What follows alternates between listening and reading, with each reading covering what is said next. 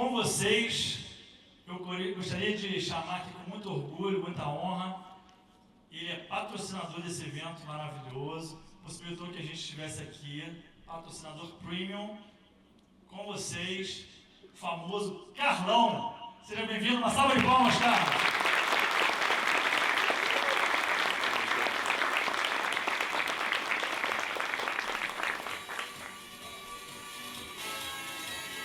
Por favor, meu amigo, seja bem-vindo.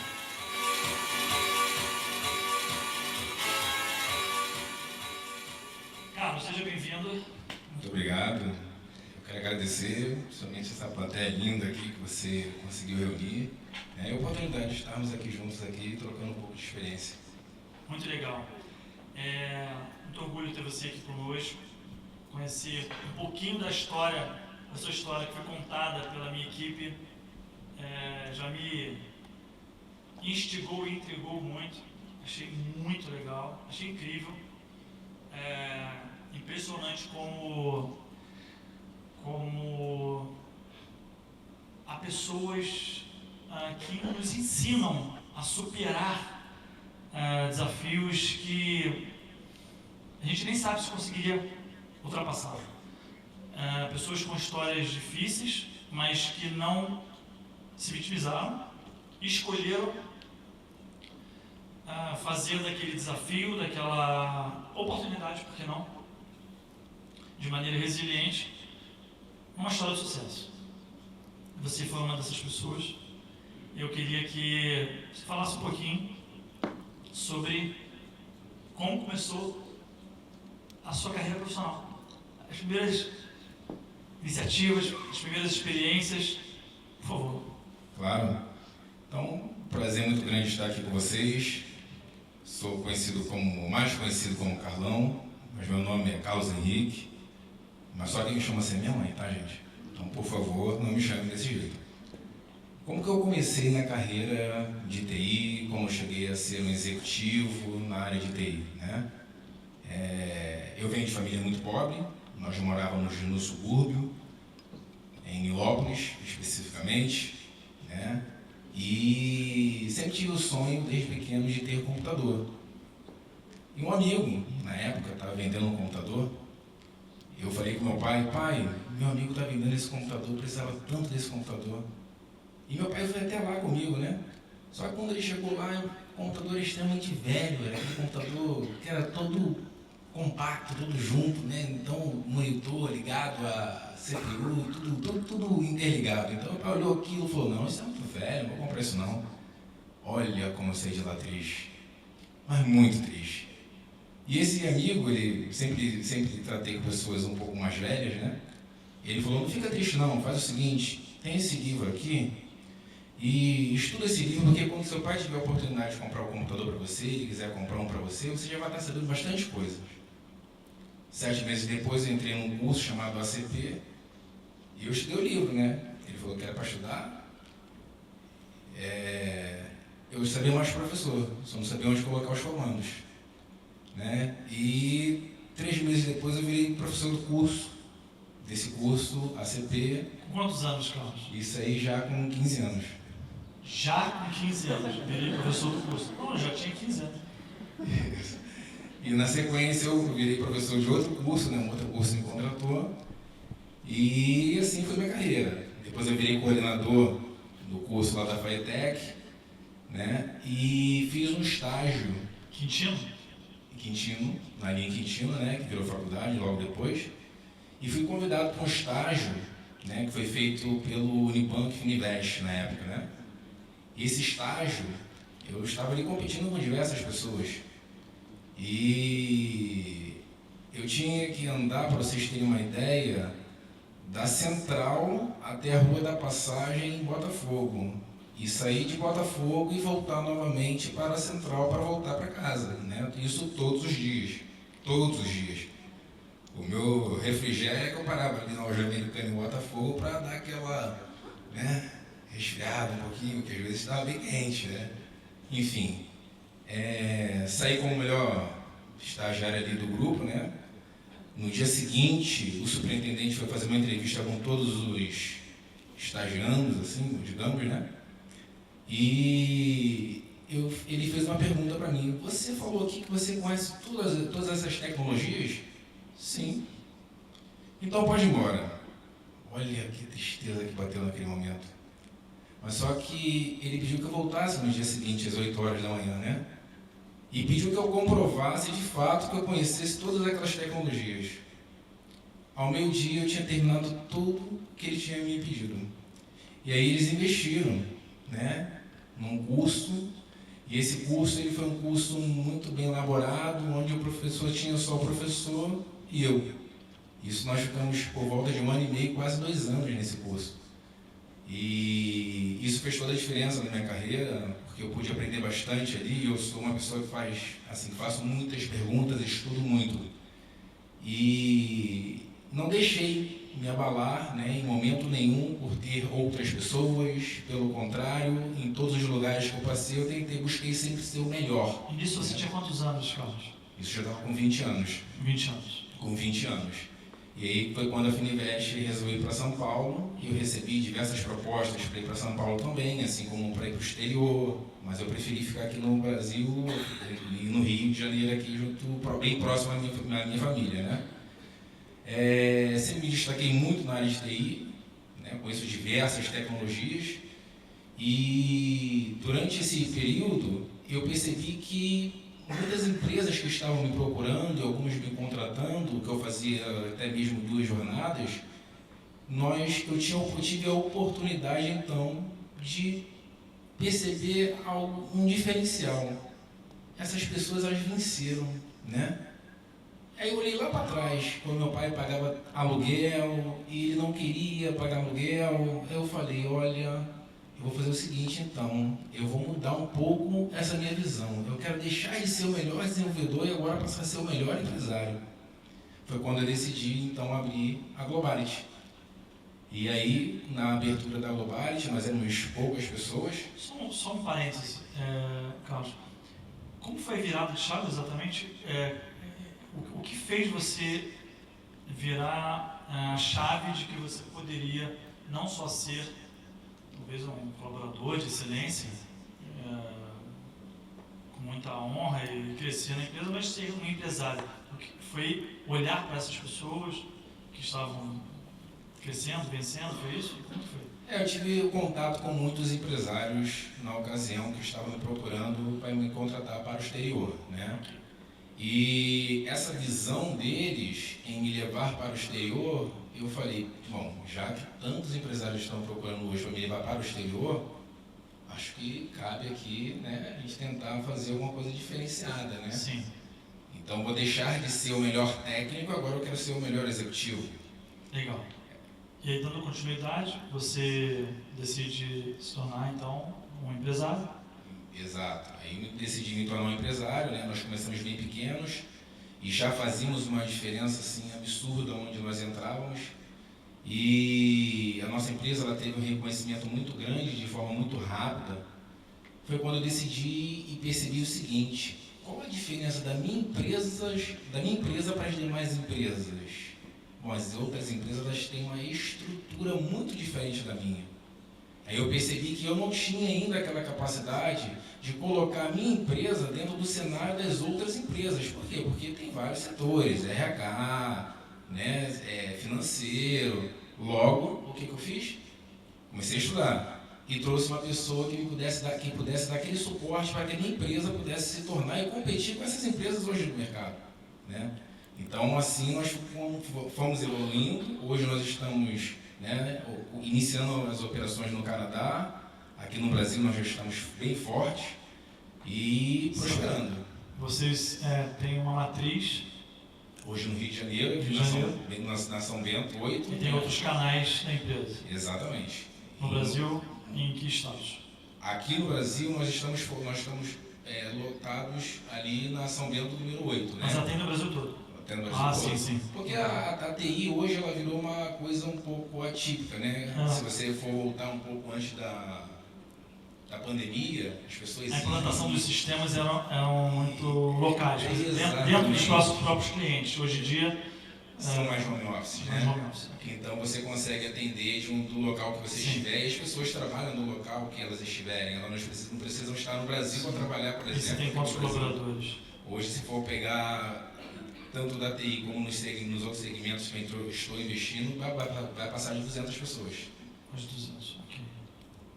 Então, nós somos uma empresa de nicho, né, mais voltada ao mercado de cibersegurança, cloud, inteligência artificial, retrofit arquitetural e uma consultoria muito especializada. Por quê? Porque quando as pessoas saem da faculdade, isso é uma característica aqui do Brasil, não posso dizer que é apenas do Brasil, né? Mas assim, aqui no Brasil, as pessoas não saem tão bem preparadas para lidar com o mercado como um todo. Acho que isso acontece em quase todas as graduações, não é? Verdade. Um sentimento de que as pessoas saem da graduação ainda completamente inseguras, né? Mas, e aí? E aí, o que nós resolvemos fazer, né? Nós resolvemos pegar pessoas e dar a oportunidade que eu não tive, né? Ou que eu tive, né? Porque eu precisei batalhar muito para ter, né? Que é pegar pessoas que saem da faculdade ou fazer uma seleção em pessoas que jamais teriam uma oportunidade e dar para essa pessoa uma profissão. Então, hoje nós temos um programa de estágio onde nós realizamos uma seleção e essa seleção em que nós fazemos, nós buscamos pessoas que geralmente moram em comunidades, nós buscamos pessoas que geralmente não teriam a oportunidade de cuidar da sua própria família. Essas pessoas são extremamente gratas à Globalis, né? E essas pessoas entram na Globalis, né, através de um programa de seleção. Está aqui as meninas do RH aqui, a Tatiane, a Dani, né? E nosso diretor aqui de delivery, o Alexandre, que buscam essas pessoas, né? E nós fazemos um trabalho de 6 a 8 meses, colocamos essas pessoas na faculdade e essas pessoas têm tido um sucesso absurdo, onde os nossos próprios clientes entendem que essas pessoas são gênios, né? Incrível, né? Incrível. Incrível. Pessoas geniais que não tiveram oportunidade, que não teriam oportunidade, tiveram através de você e acabam se engajando de uma maneira diferente também na sua empresa, com essa reciprocidade, esse sentimento de propósito, de envolvimento, e vão acabar ajudando outras pessoas, né? É interessante isso que você falou, porque nós temos um processo onde nós fazemos quase uma entrevista, né, com essas pessoas e com outras pessoas da empresa, e muitas dessas pessoas que nasceram dentro da Globalis, digamos assim, elas dizem que não, hoje eu já tenho o maior salário da minha casa, hoje eu tenho uma profissão, né?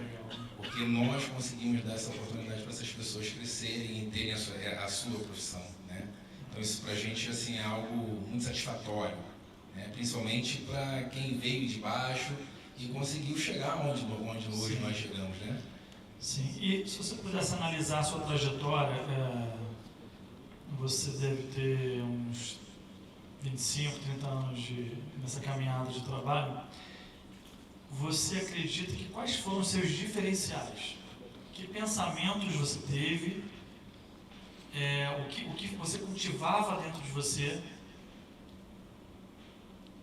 Que atitudes você tinha e teve e tem para chegar até aqui? Bom, desde pequeno eu sou uma pessoa muito observadora, gosto muito de estudar, né? E observava meu pai, por exemplo, quando eu mencionei aqui que meu pai, a sua vida toda ali pagando aluguel, né? E a oportunidade que eu tive uma vez foi de comprar um carro ou entrar na faculdade.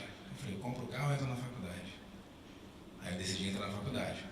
Foi que abriu as portas para que eu pudesse fazer, então, estágio, né, no Unibanco, como eu mencionei aqui. Logo depois, o que aconteceu? Eu fui sequestrado, lá em Lopes, porque era o Ômega 4.1, na época, né, então era o Ômega, né. E eu decidi o seguinte, bom, esse negócio de carro é bom, mas... Tinha quantos anos, você sabe? Uns... menos de 20 anos. Um pouquinho menos de 20. Nossa. E aí, meu pai... e aí eu vendi o carro e falei assim, não, agora eu vou comprar uma casa. Por quê? Porque eu não quero pagar aluguel. E nas empresas que eu passei, eu sempre estabelecia o seguinte alvo. Eu escolhia a melhor pessoa. Eu falei, bom, só tem que ser melhor que aquele ali. Todos os lugares. Então, o conhecer de tecnologia, o estabelecer alvos na sua vida, o estabelecer algo até bem próximo a você, para que você não se gabe, mas que você possa ser melhor do que aquela pessoa, se superar. Crescer. Exatamente. E se superar o tempo todo. Sim. Né? Porque é um desafio muito grande. Quando você vem muito de baixo, você se superar o tempo todo, né? Então, é um momento em que você tem que estabelecer na sua vida quais são as verdadeiras prioridades. É um momento em que você tem que saber que você não pode ter distrações como um horário certo para dormir, um horário certo para você estudar. E o conhecimento, o estudar, ele vai fazer parte da sua vida a vida toda. É isso que você tem que colocar na sua cabeça. Sim. Tem uma coisa muito interessante. Você acha que estudar de maneira acadêmica típica, né? Pessoas que estudam e são disciplinadas nos estudos, isso faz parte do sucesso de todo mundo? Faz ou não faz? Não faz. Mas tem uma coisa que faz. Porque ele tinha a característica de estudar dessa maneira. O conhecimento faz parte de todas as pessoas, a busca pelo conhecimento. Tem pessoas que buscam conhecimento de uma determinada forma, tem pessoas que adquirem conhecimento de uma outra forma. Tem pessoas que, seguindo essa via mais acadêmica, outras pessoas buscam conhecimento e têm conhecimentos adquiridos por inúmeras experiências da vida. Não deixa de ser um estudo, porém não formal, e isso é muito interessante perceber, que pessoas que crescem buscam aprender, conhecer cada vez mais. Por isso a gente tem que respeitar, inclusive, conhecimento lá do senhorzinho lá da roça, com quem você senta para conversar e ele vai te contar sobre alguns aspectos de como ele lida com a agricultura, ou com a vida, ou com... mas ele tem experiências e aprendizados que você não tem. Então isso é muito legal, entender que está presente. Agora, me diz uma coisa, Carlos.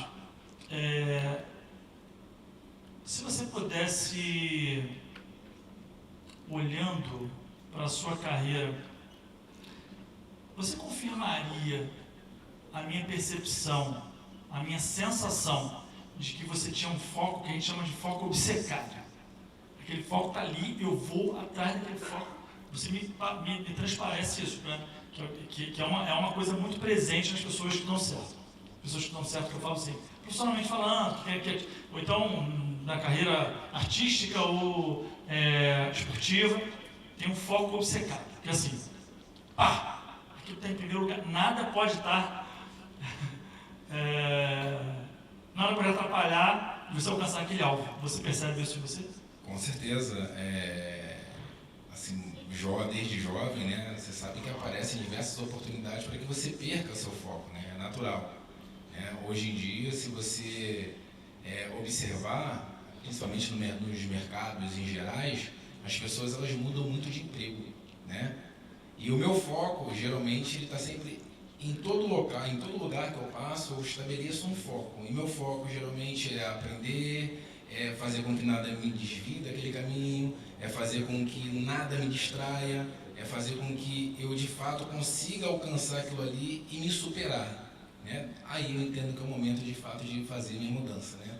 Então, até mesmo a minha própria transição para a área de executivo, ela sofreu isso. Né?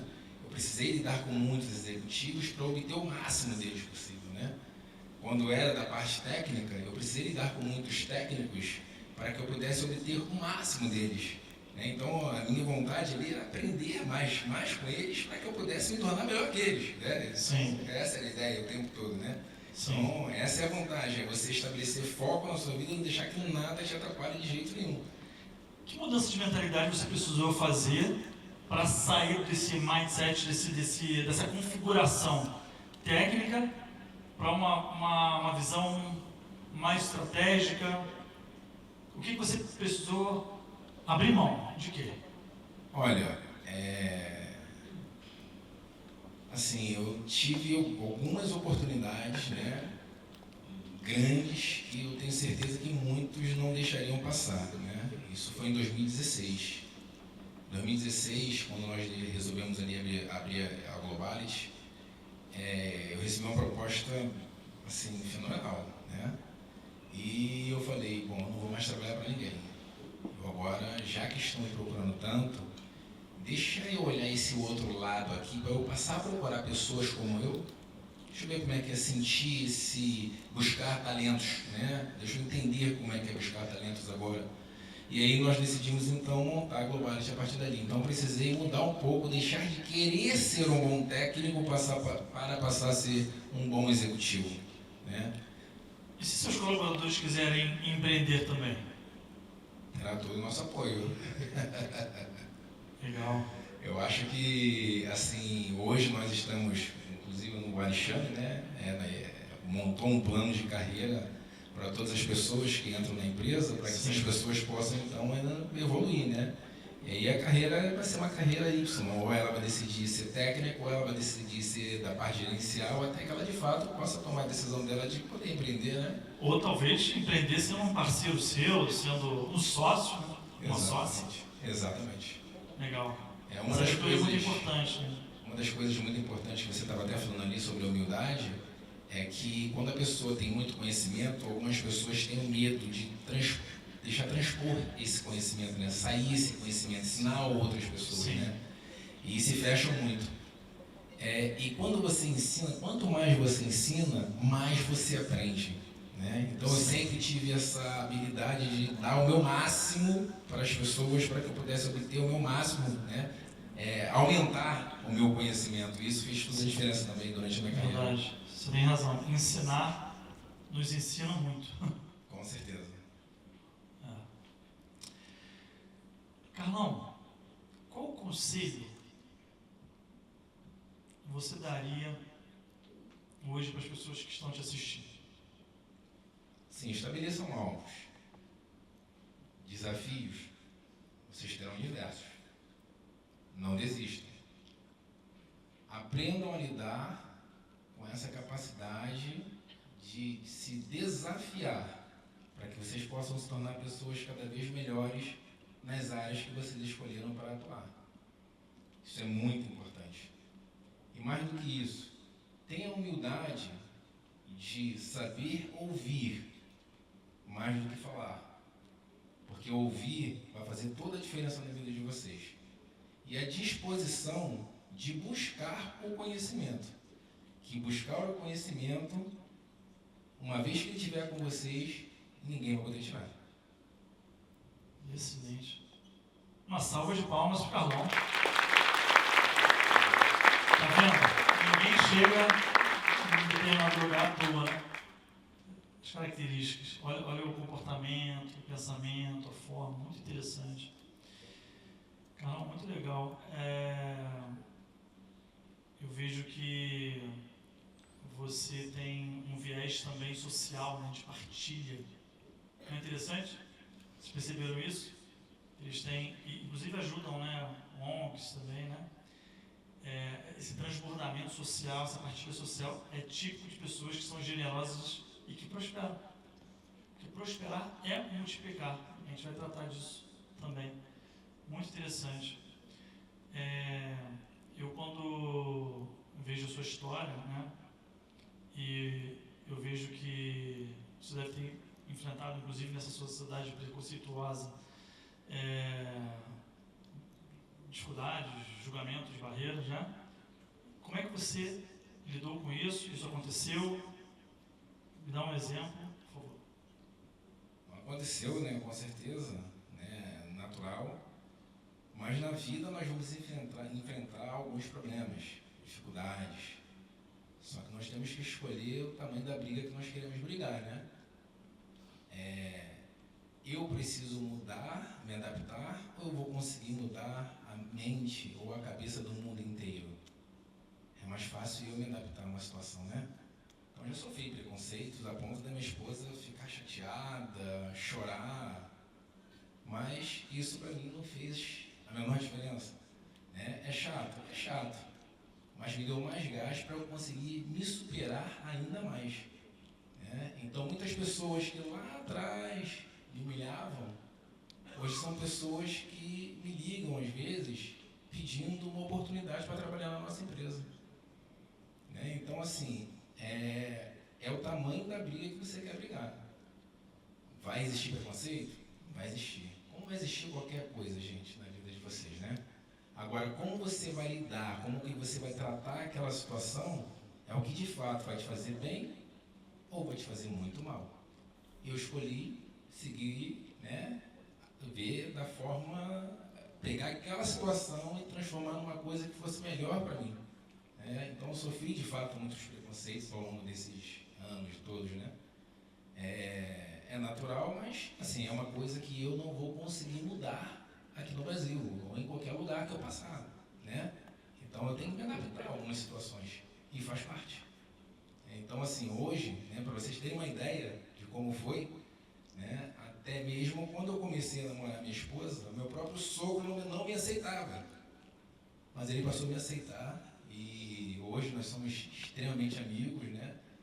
Ele ficou doente e eu fiquei cuidando dele durante 5 dias direto no hospital, ele quase veio a falecer, né? Mas, assim, foi uma barreira que eu tive que superar também. Então, assim, se vitimizar vai te colocar numa situação em que você vai perder o seu foco. Isso já é o suficiente para que você, né, se desvie do seu caminho, para que você tenha uma distração do seu objetivo principal. Então, se vitimizar não é a solução. Legal. Isso tem a ver com o que eu falava sobre a necessidade de a gente se curar das rejeições, das humilhações, né? Filha de humilhação, filha de rejeição, lá na infância, a gente nem sabe de onde veio, muitas vezes. E alimentar isso é cultivar um padrão. E você não quis alimentar esse padrão. Você quis escolher um outro caminho e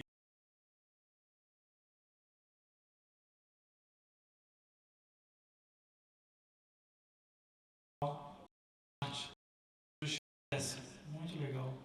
Eu tive um sócio, algumas pessoas aqui devem conhecer, o Malaquias, que Pedro Retiro, estou falando a pele mais escura, né?